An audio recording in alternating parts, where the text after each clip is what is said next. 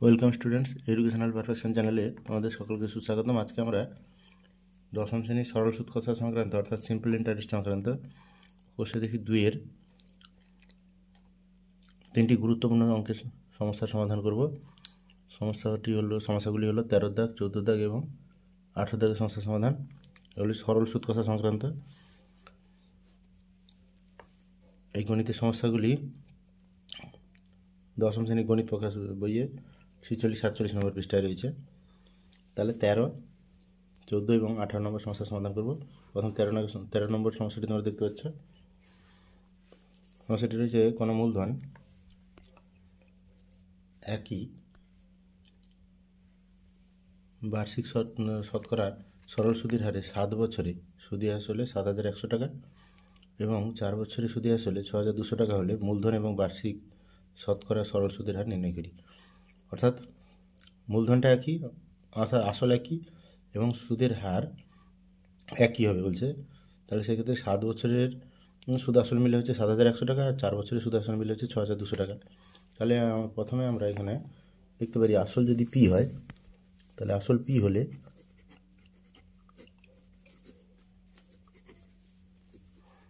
আসল যদি পি হয় তাহলে আমরা লিখতে পারি পি প্লাস 7 বছরের সরল সুদ সমান হচ্ছে 7,100 টাকা। আরেকটা হচ্ছে পি প্লাস 4 বছরের সরল সুদ যদি হয় তাহলে সেটা হচ্ছে 6,200 টাকা। তাহলে এখানে এই ফারাকটা হচ্ছে কেন? এই ফারাকের মূল কারণটা আছে, এটা যদি আমরা বিয়োগ করি তাহলে দেখতে হবে বীজগণিত নিয়ম অনুসারে পির সাইন, নিচের পির সাইন চেঞ্জ হলো, এখানটাও প্লাসটা মাইনাস হবে, তাহলে প্লাসটা মাইনাস হলো, প্লাস পি মাইনাস পি হয়ে গেল, এটা প্লাসটা মাইনাস হলো, এখানেও মাইনাস হবে। তাহলে হিসাব করলে পি পি কেটে যাচ্ছে, কেন উপরেরটা থেকে নিচেরটা আমরা সমীকরণটা বিয়োগ করছি। তাহলে সেক্ষেত্রে পার্থক্যের কারণ হলো 7 বছরের সরল সুদ থেকে 4 বছরের সরল সুদ যদি বাদ যায় তাহলে 3 বছরের সরল সুদ, 7 থেকে 4 গেলে 3, তাহলে 3 বছরের পি টাকার 3 বছরের সরল সুদ, এটা পরিমাণটা হচ্ছে 7,100 থেকে 6,200 বাদ গেলে আমরা পাচ্ছি 900 টাকা। অর্থাৎ পি টাকার আমরা 3 বছরের সরল সুদ পাচ্ছি 900 টাকা। সেই হিসাবে 1 বছরের সরল সুদ হবে, তাহলে অতএব 1 বছরের যদি আমরা সরল সুদ ধরি, কেননা সরল সুদের ক্ষেত্রে এটা আমরা লিখতে পারি সমানভাবে যেহেতু হয় প্রতি বছর, আসলে সুদের হার একই থাকলে মোট সুদের পরিমাণ বছরে একই থাকে। তাহলে এখানে 1 বছরে হবে 900/3, অর্থাৎ হচ্ছে 300 টাকা। তাহলে প্রতি বছর 300 টাকা করে সুদ হচ্ছে পি টাকা মূলধনের জন্য একই সুদের হারে সরল সুদ। তাহলে আমরা 4 বছরে যদি ধরি তাহলে 4 বছরের সরল সুদ হবে 300 ইন্টু ওই কি নামে আমরা 4 গুণ করলে 3×4 12, অর্থাৎ 1200 টাকা, 1,200 টাকা। তাহলে 4 বছরে আমরা সুদ আসল মিলে দেখছিলাম, সরল সুদ আর আসল মিলে হয়েছিল 4 বছরে 6,200 টাকা। 6,200 থেকে যদি আমরা সুদটা 4 বছরে বাদ দিই, অর্থাৎ 1200 টাকা বাদ দিই, তাহলে আসল আমরা পেয়ে যাব।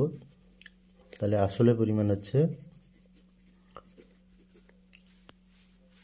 সুদে আসল মিলে হয়েছিল 4 বছরে 6,200 টাকা, তার মধ্যে 4 বছরের সরল সুদের পরিমাণ হচ্ছে আমরা পেলাম 1200 টাকা। তাহলে 6,200 থেকে 1200 হলে 5,000 টাকা, অর্থাৎ আসলে পরিমাণ হচ্ছে 5,000 টাকা। আমরা একটা উত্তর পেলাম, আসলে পরিমাণ 5,000 টাকা নির্ণয় করতে পারলাম। এবারে বার্ষিক শতকরা সরল সুদের হার নির্ণয় করতে হবে।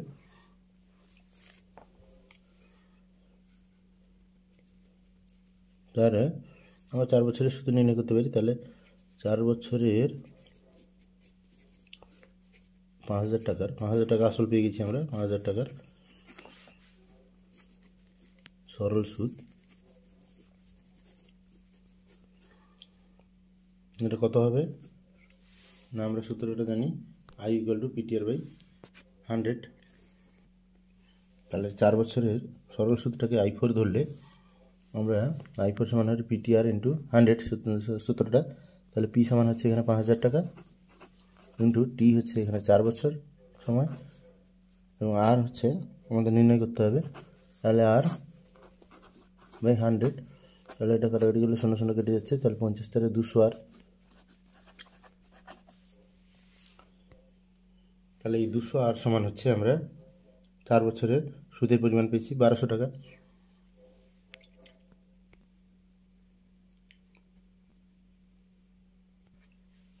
তাহলে আমরা লিখতে পারি অতএব এই 208 সমান হচ্ছে 1200 টাকা। তাহলে আর সমান আমরা পাবো 208 হচ্ছে গুণ আছে 200 ইন্টু আর, তাহলে এটা ভাগ হবে 1200, উপরে থাকবে বাই 200, আরের সঙ্গে গুণ ছিল 200, এটা ভাগ হয়ে যাবে। তাহলে কাটাকাটি করলে এটা 0 0 একক দশকে 0 কেটে যাবে, 2 6 12, অর্থাৎ আমরা পেলাম আর সমান হচ্ছে 6%। আচ্ছা, সরল সুদের হার হচ্ছে 6%, এবং তার আগে আমরা পেয়েছি আসল সমান হচ্ছে 5000 টাকা। তাই আমরা লিখতে পারি অতএব নির্ণেয় মূলধনের পরিমাণ 5000 টাকা এবং বার্ষিক শতকরা সরল সুদের হার 6 টাকা। পরের সমস্যাটি সমাধানে আসি 14 থেকে। 14 থেকে সমস্যাটি রয়েছে, একই সময়ে অমূল্যায় ব্যাংকে এবং পশুপতি ঘোষ পোস্ট অফিসে 2000 টাকা করে জমা রাখেন, অর্থাৎ ব্যাংকে অমূল্যায় রাখেন 2000 টাকা এবং পশুপতি ঘোষও পোস্ট অফিসে 2000 টাকা রাখেন একই সময়ে। 3 বছর পরে উভয় ক্ষেত্রে তারা সুদ সহ যথাক্রমে 2360 টাকা, অর্থাৎ অমূল্যায় ব্যাংক থেকে পান 2360 টাকা সুদ সহ আসল, এবং পশুপতি ঘোষ পোস্ট অফিস থেকে পান 2480 টাকা এর ফেরত পান 3 বছর পরে। তাহলে ব্যাংক ও পোস্ট অফিসে বার্ষিক শতকরা সরল সুদের হারের অনুপাত কত হবে হিসাব করে লিখি, অর্থাৎ ব্যাংক এবং পোস্ট অফিসে শতকরা বার্ষিক সরল সুদের হারটা নির্ণয় করে তাদের অনুপাত করতে হবে। তাহলে আমরা প্রথমে লিখতে পারি অমূল্যের ক্ষেত্রে, অর্থাৎ ব্যাংকের ক্ষেত্রে।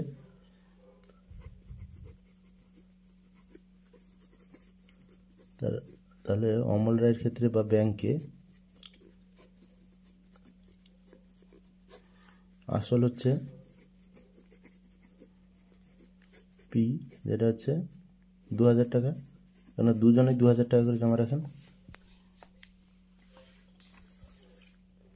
এবং সময় দুজনের ক্ষেত্রেই সময় একই 3 বছর, পশুপতি ঘোষ এবং অমূল্যের ক্ষেত্রে, কিন্তু সুদের হারটা আলাদা, বার্ষিক শতকরা সরল সুদের হার, যেটা হচ্ছে আমরা ধরে নিতে পারি সুদের হারটা R1 ধরি, ব্যাংকের ক্ষেত্রে R1 ধরি সুদের হার। তাহলে আমরা লিখতে পারি মোট সরল সুদ ব্যাংকের ক্ষেত্রে, অমূল্যের ক্ষেত্রে অর্থাৎ ব্যাংকের ক্ষেত্রে। তাহলে মোট সরল সুদ কত হবে না, সরল সুদ যদি ব্যাংকের ক্ষেত্রে আইবি হয়, ব্যাংকের জন্য আইবি ধরলে এটা হবে PTR/100, তাহলে পি এখানে 2000,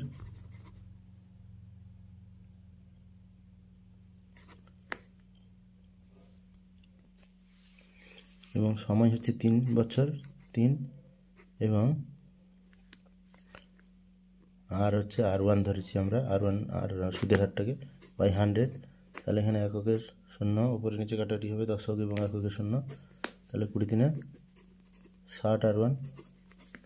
তাহলে এই ক্ষেত্রে আমরা দেখছি অমল রায় 2000 টাকা রেখে 3 বছর পর পেয়েছেন 2360 টাকা, অর্থাৎ সুদ হিসাবে পেয়েছেন তিনি 360 টাকা, অর্থাৎ 60 R1 সমান হচ্ছে 2360 টাকা পেয়েছেন, তার মধ্যে তার আসল হচ্ছে সুদ আসলে পেয়েছেন 2360 টাকা, তার মধ্যে আসল হচ্ছে 2000 টাকা। তাহলে আমরা লিখতে পারি 60 R1 সমান হচ্ছে 360 টাকা, অর্থাৎ আমরা এটা সরল করলে পাচ্ছি, বা R1 সমান হচ্ছে 360/60, তাহলে এটা কাটাকাটি করলে আমরা পাচ্ছি 6, অর্থাৎ R1 সমান 6%। তাহলে ব্যাংকের ক্ষেত্রে আমরা পেলাম সরল সুদের হার হচ্ছে 6 টাকা, বার্ষিক শতকরা সরল সুদের হার 6 টাকা। এবারে পশুপতি ঘোষের ক্ষেত্রে, অর্থাৎ পোস্ট অফিসের ক্ষেত্রে, তাহলে আমরা পোস্ট অফিসের ক্ষেত্রে লিখতে পারি এখানেও আসল পি হচ্ছে 2000 টাকা, সময় টি, এটা হচ্ছে 3 বছর, যেহেতু দুটোর ক্ষেত্রে একই, এবং সুদের হার এক্ষেত্রে আমরা শতকরা বার্ষিক শতকরা সরল সুদের হার, এটা আমরা ধরতে পারি R2, পোস্ট অফিসের ক্ষেত্রে R2 বার্ষিক সরল সুদের হার। তাহলে এটা যদি ধরি, তাহলে সেক্ষেত্রে 3 বছরের মোট সরল সুদ পোস্ট অফিসে, তাহলে যদি আমরা লিখি আইপি, পোস্ট অফিসের ক্ষেত্রে আই সাফিক্স পি লিখলাম, তাহলে সেটা হবে 2000 টাকা আসল পিটিআর বাই 100। টি হচ্ছে এখানে 3 ইন্টু আর হচ্ছে R2 বাই 100। তাহলে এখানে কাটাকাটি করলে 0 0 কেটে যাবে, 1 10 0 কেটে গেল, 20 দিনে 60 R2। তাহলে 60 R2 সমান পোস্ট অফিসের ক্ষেত্রে আমরা দেখছি 2000 টাকা রেখে পশুপতি ঘোষ পেয়েছেন 2480 টাকা। তাহলে আমরা লিখতে পারি অতএব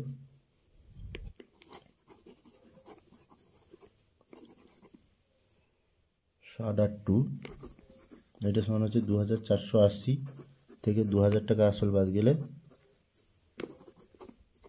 মোট সরল সুদের পরিমাণ 60 R2 সমান হবে বিয়োগ করলে 480 টাকা। অর্থাৎ আমরা R2 সমান পেতে পারি 480 বাই 60, কাটাকাটি করলে পাচ্ছি 6 8 48, তাহলে 8%। অর্থাৎ R2 পেলাম পোস্ট অফিসের ক্ষেত্রে সুদের হার হচ্ছে, বার্ষিক শতকরা সরল সুদের হার হচ্ছে 8%।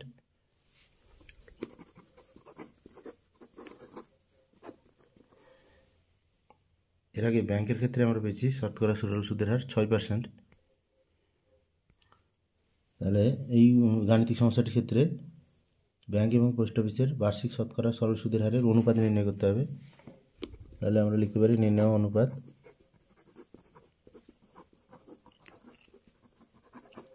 সমান হচ্ছে ব্যাংকের ক্ষেত্রে আগে, তাহলে আই না R1 = R2। ব্যাংকের শতকরা সরল সুদের হার হচ্ছে R1 ধরেছিলাম, আর পোস্ট অফিসের ক্ষেত্রে R2 আমরা ধরেছিলাম। তাহলে দুটার অনুপাত হচ্ছে আমরা পেয়ে গেছি R1 সমান হচ্ছে 6% এবং R2 সমান হচ্ছে 8%। তাহলে দুটার অনুপাত হচ্ছে 3:2 3 6 2 4 8, অর্থাৎ 3:4। তাহলে এটা হবে উত্তর। পরের সমস্যাটি সমাধানে আসি 18 থেকে সমস্যাটি সমাধানে আসি। এবার 18 থেকে সমস্যাটি, যে কোনো ব্যাংকে বার্ষিক 5% হারে সরল সুদ দেয় ব্যাংক। ওই ব্যাংকে দীপুবাবু বছরে প্রথমে 15,000 টাকা রেখে জমা দেওয়ার পর 3 মাস পরে 3,000 টাকা তুলে নিয়েছেন এবং টাকা তুলে নেওয়ার 3 মাস পরে আবার তিনি 8,000 টাকা জমা দিলেন। ওই বছরের শেষে দীপুবাবু সুদে আসলে কত টাকা পাবেন নির্ণয় করি। অর্থাৎ তিনি প্রথমে ব্যাংকের সুদের হারটা নির্দিষ্ট আছে 5%, শতকরা সরল সুদের হার আর হচ্ছে 5%। তাহলে সেই ব্যাংকে দীপুবাবু প্রথমে আসল রেখেছিলেন 15,000 টাকা, সেটা জমা দিয়ে 3 মাসের পর তিনি 3,000 টাকা তুলে নিয়েছেন। অর্থাৎ প্রথম 3 মাসের জন্য তার আসলটা আছে 15,000 টাকা, তার 3 মাসের পরে তার আসলটা 3,000 কমে যাবে, অর্থাৎ 12,000 টাকা হয়ে যাবে। এবং সেটা আবার তুলে নেওয়ার আবার 3 মাস পরে তিনি আবার 8,000 টাকা জমা দিয়েছেন, অর্থাৎ 3 মাসের জন্য 12,000 টাকা আসল থাকবে। আবার তারপরে বছরের শেষ 6 মাসের জন্য আসলের পরিমাণ হবে 12,000 যুক্ত 8,000, 8,000 জমা দেওয়ার পরে 20,000 টাকা হয়ে যাবে। অর্থাৎ বছরের শেষে তার আসল থাকবে 20,000 বছর শেষ 6 মাসের জন্য। তাহলে এটা 3 ভাগে আমরা মোট সুদ নির্ণয় করব, সরল সুদ। 3টা সরল সুদ এবং আসল যোগ করে আমরা সুদ আসল নির্ণয় করব। অর্থাৎ আমরা প্রথমে বছরের প্রথম 3 মাসের জন্য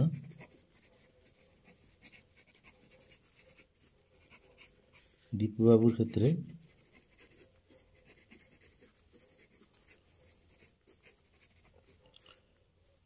ব্যাংকে, তিনি এটা ব্যাংকে জমা রেখেছেন, তাহলে আসল হচ্ছে প্রথম 3 মাসের জন্য আসল হচ্ছে 15,000 টাকা, প্রথমে তিনি 15,000 টাকা জমা দিয়েছেন। তাহলে আসল পি সমান হচ্ছে 15,000 টাকা, আর সময় হচ্ছে টি, যেহেতু 3 মাসের জন্য আমরা সরল সুদ প্রথম নির্ণয় করব, তাহলে টিটা হচ্ছে 3 মাস, অর্থাৎ 3/12 বছর। মাসকে বছর করলে 12 দিয়ে ভাগ করতে হবে, তাহলে 3 মাসকে বছর করলে 3/12 বছর, অর্থাৎ 3 4 12, অর্থাৎ 1/4 বছর। এবং সুদের হার, বার্ষিক শতকরা সরল সুদের হার আর সমান হচ্ছে ব্যাংকের ক্ষেত্রে 5%। অর্থাৎ আমরা প্রথম 3 মাসের ক্ষেত্রে সুদের মোট সুদ, সরল সুদটা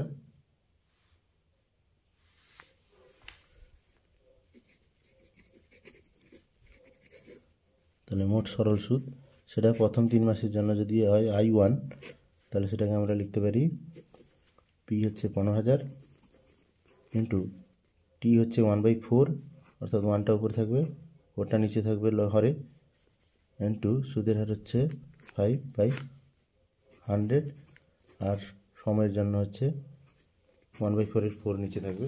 তাহলে কাটাকাটি করলে 15,000-এর 2টা শূন্য, 100 2টা শূন্য কেটে যাবে, একক দশকে শূন্য, তারপরে 4 কেটে 2 করলে 150-কে 2 দিয়ে কাটাকাটি করলে 75 হবে, অর্থাৎ 75 5-এ 5 5-এ 25, 5 7-এ 35, 2 37, 375/2 টাকা।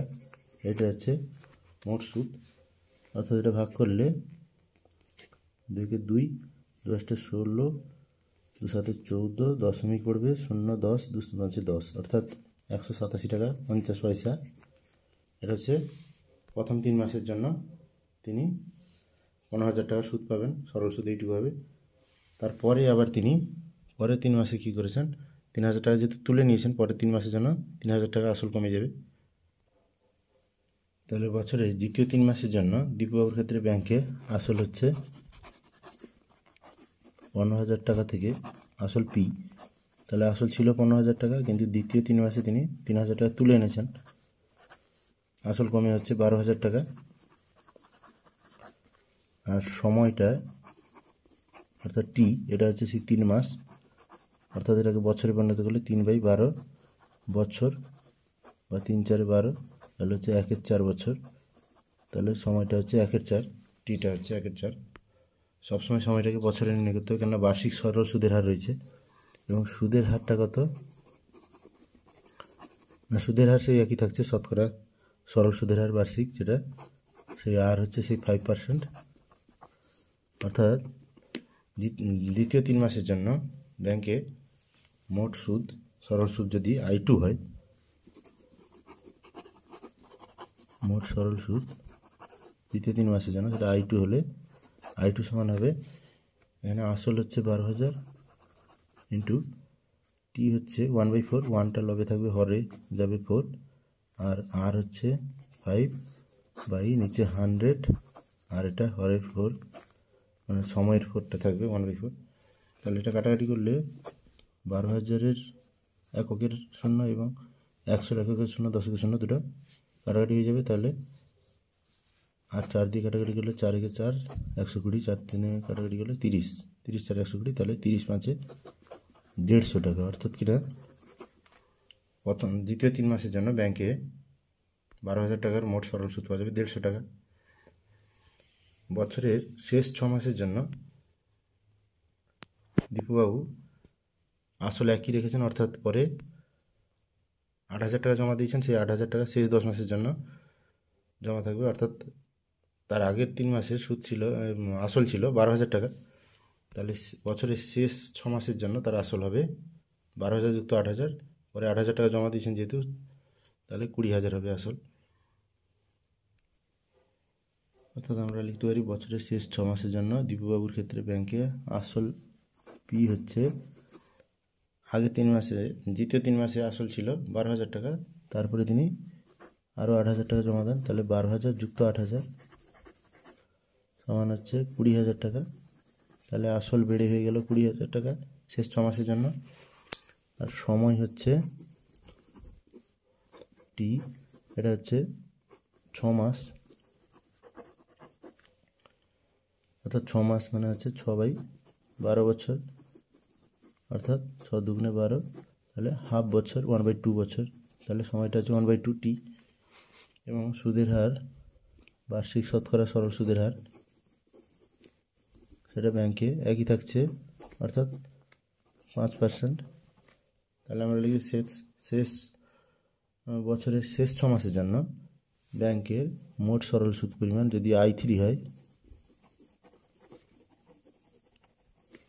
তাহলে শেষ 6 মাসে সরল সুদ I3 সমান হবে 20,000 টাকা আসল, PTR, টি হচ্ছে এখানে 1/2, তাহলে 1/2টাকে 1টা লবে থাকবে, হরে আসবে 2, ইন্টু আর হচ্ছে এখানে 5, আর হরে আসবে 100,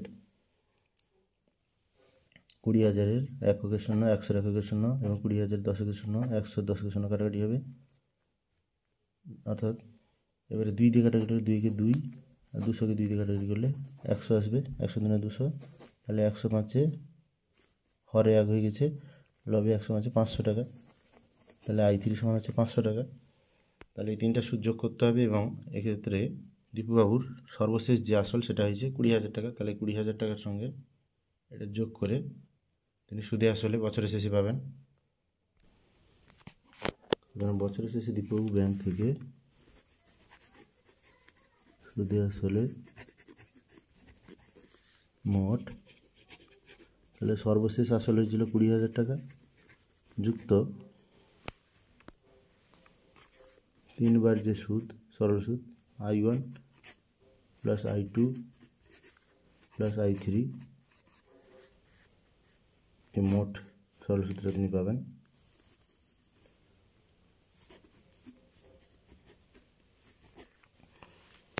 তাহলে হচ্ছে 20,000 টাকা যুক্ত I1 হচ্ছে আমরা নির্ণয় করেছিলাম আগে 187 টাকা 50,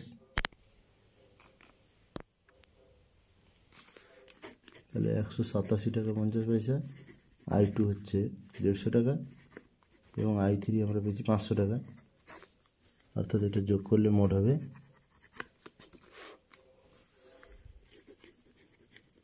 20,000 টাকা আসল এবং সুদ হচ্ছে মোট 837 টাকা 50 পয়সা, অর্থাৎ 837.50 টাকা। অর্থাৎ তিনি টোটাল ব্যাংক থেকে পাবেন 20,837.50 টাকা, অর্থাৎ 20,837 টাকা 50 পয়সা।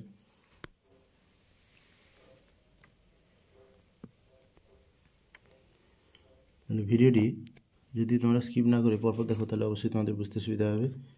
আর একইভাবে ভিডিওটি যদি কোনোভাবে কাজে লাগে এবং তোমাদের সাহায্য লাগে বা ভালো লাগে অবশ্যই একটু লাইক করবে এবং বন্ধুদের মধ্যে শেয়ার করতে ভুলবে না, কেন তোমাদের লাইক করা থেকে আমাদের নতুন নতুন ভিডিও করার অনুপ্রেরণা আসে। আর চ্যানেলটিকে অবশ্যই সাবস্ক্রাইব করে রাখবে, তাহলে তোমাদের গণিতের বিভিন্ন সমস্যার সহজ সরল সমাধানের নিয়মিত আপডেট পেতে সুবিধা হবে এবং তোমরা ভালো থাকবে। নতুন বছরের 2025-এর অনেক অনেক শুভেচ্ছা। Thank you, have a nice day.